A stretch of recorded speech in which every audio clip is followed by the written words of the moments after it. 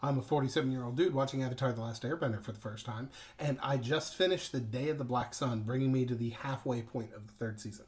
I'd like to address some of the critiques from my past videos as I reflect on the show as it approaches the end. First, yes, I mispronounced Toph's name. My original thought was to pronounce it Toof, but several people threatened me with bodily harm should I do so, so we'll stick with Toph, I guess.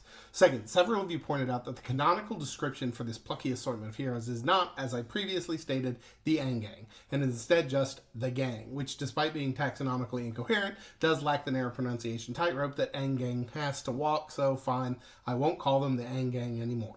Third, nothing I've seen still convinces me that my movie hate is anything other than justified, so I'm content to die on that particular hill. And finally, to all of you who promised that Season 3 would be the best one yet, yeah, I think you might be right.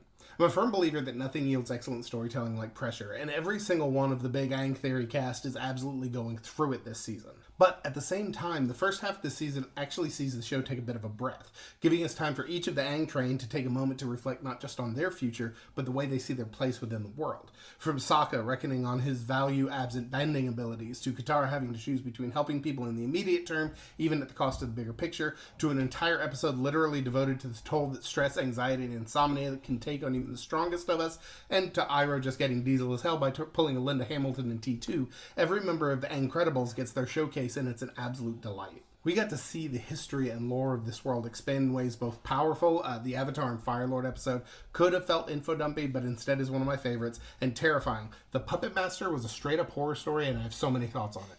And every step the anger management group took closer to the Fire Lord set the tension ratcheting to another level, culminating with the thunderclap of the Day of Black Sun. Meanwhile, Zuko somehow managed to quietly transform an angsty teenager sitting in a palace, going on a beach trip, and enjoying hot towels into a silent and moving revelatory journey that ended with simple declaration of, "This is who I am, this is what I believe, and this is where I stand." The first half of Season 3 was a slightly slower pace than the end of Season 2, but it's brilliantly done, wonderfully executed, and I'm still enjoying every moment I'm spending with Appa and the Angry Inch.